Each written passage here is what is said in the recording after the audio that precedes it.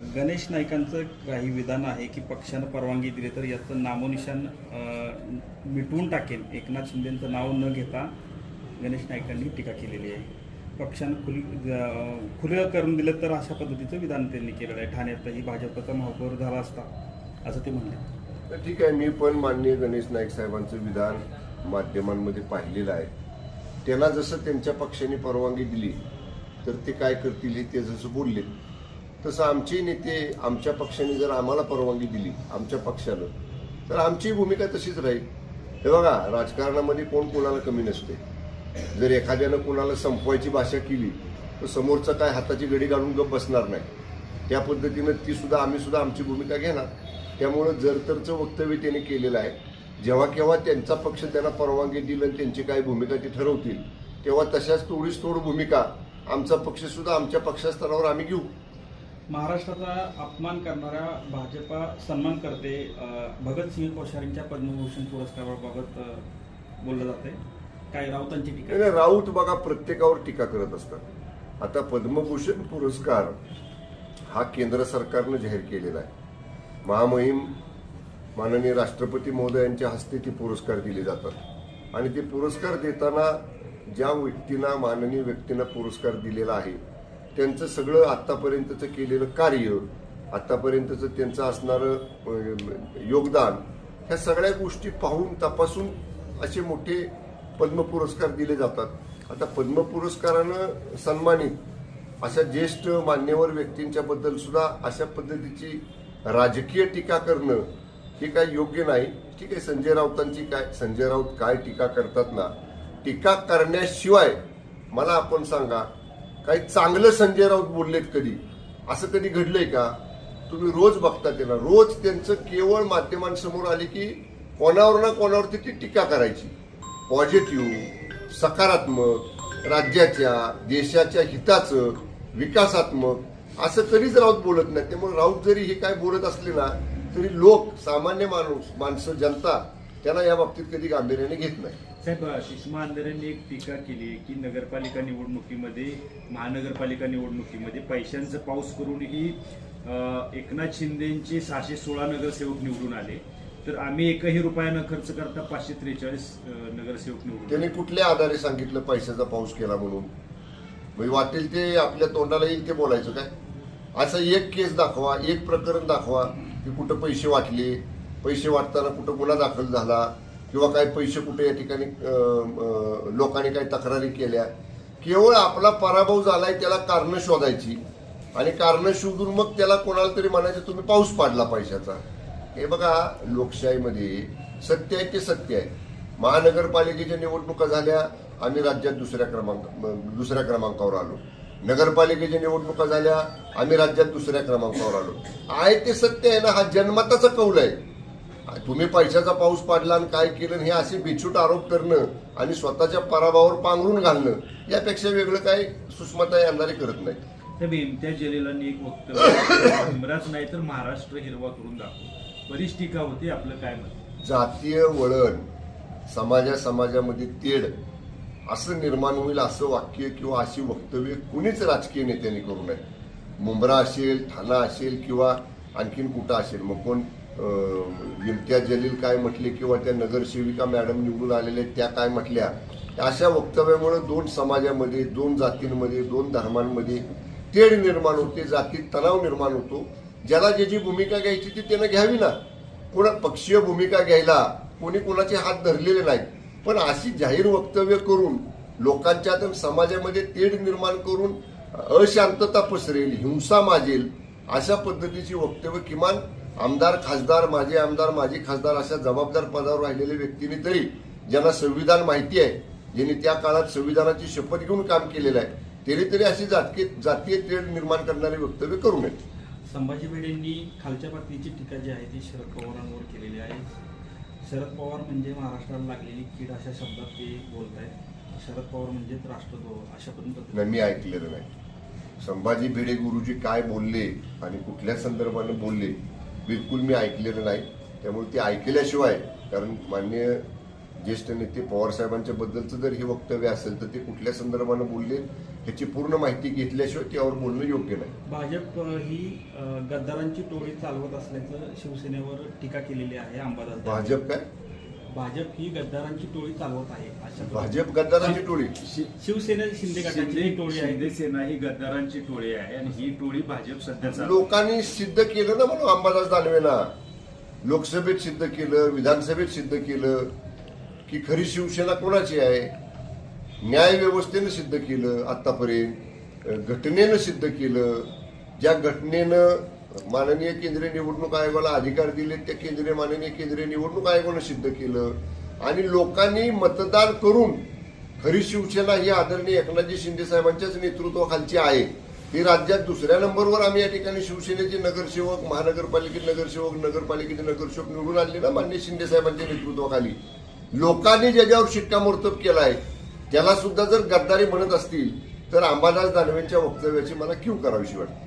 साहेब, साताऱ्यात काय drug connection जे प्रकरण आहे त्यामध्ये सातारा पोलीस झोपलेत का असा सवाल संजय राऊतांनी केला. त्याचबरोबर ड्रग कनेक्शन मधील पैसे निवडणुकीत वापरले असा आरोप देखील त्यांनी केलाय. नाही बरं का, या संदर्भामध्ये मी जिल्हा पोलीस अधीक्षकांना सखोल चौकशी करण्याचे आदेश यापूर्वीच दिलेले आहेत. त्यामुळं ह्या कनेक्शनच्या मागं कोण आहे, हे रॅकेट कोण चालवतंय याच्या खोलवर जाऊन त्याचा तपास या ठिकाणी आमची सातारा जिल्हा पोलीस यंत्रणा करते आहे. लवकरच या मुळाशी आमचे सातारा जिल्हा पोलीस पोचतील आणि जे कोणी ह्याचे मूळ सूत्रधार आहेत त्यांच्यावर नक्की सातारा पोलिसांमार्फत कडक कारवाई केली जाईल. जोपर्यंत ही तपास चालू आहे तोपर्यंत त्याच्यावर मी अधिक भाष्य करणार नाही, कारण त्याचा तपासावर परिणाम होऊ नये. मूळ जे ह्याचे मूळ सूत्रधार आहेत ते ह्यातनं सुटू नयेत म्हणून आम्ही खबरदारी पोलिसांनी घेतलेली आहे. पोलीस आमचे सातारा जिल्ह्याचे सतर्कपणे आणि अत्यंत बारकाईनं या तपासामध्ये आहेत आणि त्यांनी मला सांगितलंय की लवकरच याच्या खोलावर आम्ही जाऊ. पण निवडणुकीमध्ये याचा पैसा वापरला जातोय असा असा आरोप आहे. काय संदर्भ दाखवा ना मला. उगाच काय संजय राऊत किंवा कोण बोलतं ना बाबा. आता काय मला सांगा, कुठल्या आरोपीचं कुठल्या राजकीय पक्षाशी काय कनेक्शन असलं तर सांगा ना मला. कुठं त्यांनी दिलेला पैसा कुठल्या उमेदवारानं वापरला, कुठल्या पक्षाच्या निवडणुकीसाठी खर्च केला. उगाच आपलं ठीक आहे ना, ड्रग्ज व्यवहार ही चुकीचेच आहेत. ड्रग्ज कनेक्शन किंवा ड्रग्जचं जी काय रॅकेट आहे ते पूर्णपणे चुकीचंच आहे. त्याला शोधतोय, त्याची तपासाची प्रक्रिया आमची सुरू आहे, गतीनं सुरू आहे. अत्यंत म्हणजे बारकाव्यानं तपास सुरू आहे. पण त्याचा संदर्भ कुठेतरी राजकीय पक्षांशी जोडायचा, त्याचा निधी कुठेतरी राजकीय पक्षांनी वापरलेला, तुम्ही संदर्भ द्या ना म्हणा. तुम्ही पुरावे द्या ना. द्या आमच्या जिल्हा पोलीस अधीक्षकाकडे पुरावे की कुठला रॅकेटवाला कुठल्या पक्षाला पैसे देतो. त्यांनी जर धाडसानं दिलेला पुरावे, मी सांगतो आमच्या जिल्हा पोलीस अधीक्षकांना की त्या पुराव्याचा सुद्धा तपास करा. जो कोणी त्याच्यात असेल त्याच्यावर कारवाई करा. साहेब, साताऱ्यामध्ये जिल्हा परिषद आणि पंचायत समितीच्या निवडणुकीमध्ये ह्या भाजप पक्षाकडून तुम्हाला पूर्णपणे घेरण्याचा प्रयत्न झालाय का? कारण आता फक्त चर्चेसाठी ज्या ज्यावेळी बोलवण्यात आलं त्यावेळी ते कुठेही बैठकांना आले नाहीत. एकूणच काय तर तुमचा कुठेतरी प्रभाव कमी करण्यासाठी हा प्रयत्न सुरू आहे असं काय वाटतं? बघा, ह्यावेळी तरी जिल्हा परिषद पंचायत समितीच्या निवडणुकीच्या वेळी तरी मी काय बैठक घेण्याच्या मनस्थितीत नव्हतो. आमच्या पक्षाच्या आम्ही बैठका घेतल्या, त्यांच्या तिने घेतल्या. पण दरम्यानच्या काळात कुठंतरी एकदा माध्यमांमध्ये माननीय मंत्री महोदय शिवेंद्रसिंह राजे भोसले साहेबांचं वक्तव्य आलं की महायुती करायची असेल तर पालकमंत्र्यांनी पुढाकार घ्यावा. ते जिल्ह्याचे पालकमंत्री आहेत, त्यांनी बोलवावं, आम्ही जाऊ बैठकीला. तुम्ही सुद्धा लोकांनी त्यांचं वक्तव्य ऐकलेलं आहे. त्यांचं वक्तव्य आल्यामुळं मग मी बैठक बोलवली.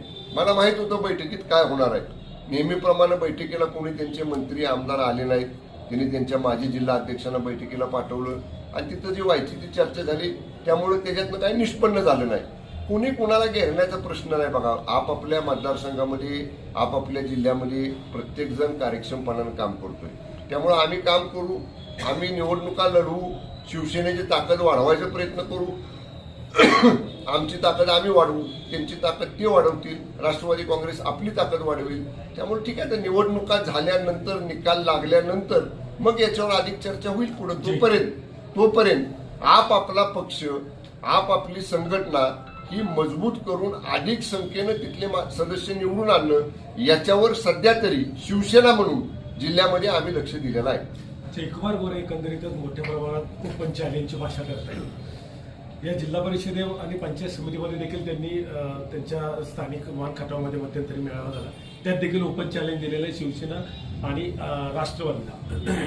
ते कसं आहे, मोठे मंत्री आहेत, मोठ्या पक्षाचे मंत्री आहेत, अशा मोठ्या व्यक्तींच्या बद्दल आमच्यासारख्या लहान कार्यकर्त्यांनी बोलणं योग्य नाही.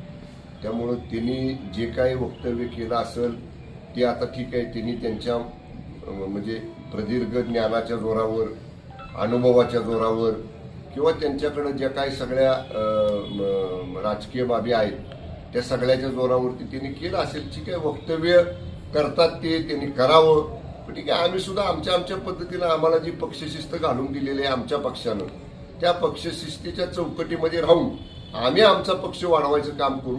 निवडणुकीचा निकाल लागल्यानंतर मला वाटतं याच्यावर जर आपण बोललो तर अधिक योग्य होईल. जिल्हा परिषदेवर कुठल्या पक्षाचा अध्यक्ष बसेल असं वाटतंय? आज काहीच आपण सांगू शकत नाही. जोपर्यंत संख्या निवडून कोणाच्या किती आल्या सदस्यांच्या याचं चित्र जोपर्यंत समोर येत नाही तोपर्यंत आता भाष्य करणं योग्य नाही. पण आमचा प्रयत्न राहील की निश्चितपणे शिवसेनेचे जास्त सदस्य निवडून आले पाहिजे जिल्हा परिषदेला, आणि जिल्हा परिषदेच्या सत्तेमध्ये निश्चितपणे शिवसेनेचा सहभाग झाला पाहिजे या प्रयत्नात. कारण आजपर्यंत गेली 25-30 वर्ष पाहिली तर शिवसेना सत्तेमध्ये कधीच नव्हती. 2 किंवा 3 सदस्याच्या वर जिल्हा परिषदेमध्ये शिवसेना कधीच आकडेत, म्हणजे शिवसेनेची संख्याबळ कधीच गेलं नाही. ते संख्याबळ वाढवणं आणि शिवसेनेचा सत्तेत सहभाग होणं या दृष्टीनं आमचे आता प्रयत्न सुरू आहेत. जिल्हा परिषद आणि पंचायत समितीच्या निवडणुकीच्या प्रचाराचा शुभारंभ काल पाटणमध्ये झाला, कसा प्रतिसाद मिळतोय? काल आपले काही माध्यमांचे प्रतिनिधी श्री क्षेत्र येडोबा, जे पवित्र तीर्थक्षेत्र आमच्या मतदारसंघातलं आहे, तिथं आम्ही श्रीफळ वाढवून प्रचाराचा शुभारंभ केला. अत्यंत उत्स्फूर्तपणानं संपूर्ण विधानसभा मतदारसंघातले सगळे शिवसेनेचे उमेदवार जिल्हा परिषद पंचायत समितीचे त्या ठिकाणी होते. जनतेचा उत्स्फूर्त प्रतिसाद आहे. ही निवडणूक पाटण विधानसभा मतदारसंघात आम्ही विकास कामांच्या मुद्द्यावर आणि जनसंपर्काच्या मुद्द्यावर, ह्या 2 मुद्द्यांवरती आम्ही लढतोय. विकास कामं जी मी मागच्या 15 वर्षामध्ये मतदारसंघात केलेली आहेत, विशेषतः मागच्या 5 वर्षामध्ये केलेली आहेत, आणि लोकांच्या सुखादुःखात देसाई परिवार नेहमीच सर्वसामान्य माणसाच्या सुखादुःखात आम्ही तिथं उभं राहिलेलो आहे. या मुद्द्यावरती आम्ही निवडणूक लढतोय. आमच्या समोर पॅकेजचं मोठं आव्हान आहे. मोठी पॅकेजची भाषा कधी नव्हती ती आमच्या पाटण मतदारसंघात केली जाते आहे. पण माझ्या विधानसभा मतदारसंघातली जनता स्वाभिमानी आहे. असल्या कसल्याही पॅकेजला माझ्या मतदारसंघातली जनता बळी पडणार नाही. विकास कामं आणि लोकांचा असणारा जनसंपर्क, सामान्य मतदाराशी जोडली गेलेली नाळ, या मुद्द्यावर आम्ही निवडणुका लढतोय. आणि मला कालच्या शुभारंभाच्या कार्यक्रमाला मिळालेला प्रतिसाद पाहता यावेळी प्रचंड संख्येनं शिवसेनेचे सदस्य पाटण विधानसभा मतदारसंघातून निवडून येतील. नगरपंचायत आणि नगर परिषदेच्या निवडणुकीत महायुतीची कमिटमेंट ठरली होती, एकामेकाच्या विरोधात टीका करायची नाही, एकामेकाला ओपन चॅलेंज करायचं नाही. नगर परिषदेच्या निवडणुका झाल्या, आता नगरपालिकेच्याही निवडणुका झाल्या, कुठेच ही कमिटमेंट पाळताना दिसून आलेली नाही. आणि आताही या बाबतीत महाराष्ट्राची महायुतीची जी राज्य समन्वय समिती आहे त्याच्यामध्ये भारतीय जनता पक्षाचे ज्येष्ठ नेते माननीय बावनकुळे साहेब आणि प्रदेशाध्यक्ष माननीय रवींद्र चव्हाण साहेब आहेत. शिवसेनेकडनं आमचे ज्येष्ठ सहकारी मंत्री माननीय उदय सामंत साहेब आणि मी आहे. आणि राष्ट्रवादी काँग्रेस पक्षाचे प्रदेशाध्यक्ष माननीय सुनील तटकरे साहेब आणि ज्येष्ठ मंत्री माननीय हसन मुश्रीफ साहेब आहेत. आमच्या 6ही लोकांच्या राज्य समन्वय समितीच्या बैठकीत हे स्पष्ट ठरलं होतं, जरी महायुती झाली नाही तरी सुद्धा मैत्रीपूर्ण लढायचं. कुणी कोणावरती व्यक्तिगत टीका करायची नाही, कुणी कोणावरती खालच्या थराला जाऊन टीका करायची नाही. आपापल्या पक्षाची धोरणं मांडायची, आपापल्या पक्षाची भूमिका मांडायची, आपापल्या उमेदवारांच्या बाबतीत बोलायचं आणि कटुता येणार नाही हे बघायचं. शिवसेनेकडनं आम्ही 100% ते पाळायचा प्रयत्न केला. आता ज्यांनी कुणी ते पाळलेलं नाही हा प्रश्न तुम्ही त्याला विचारा.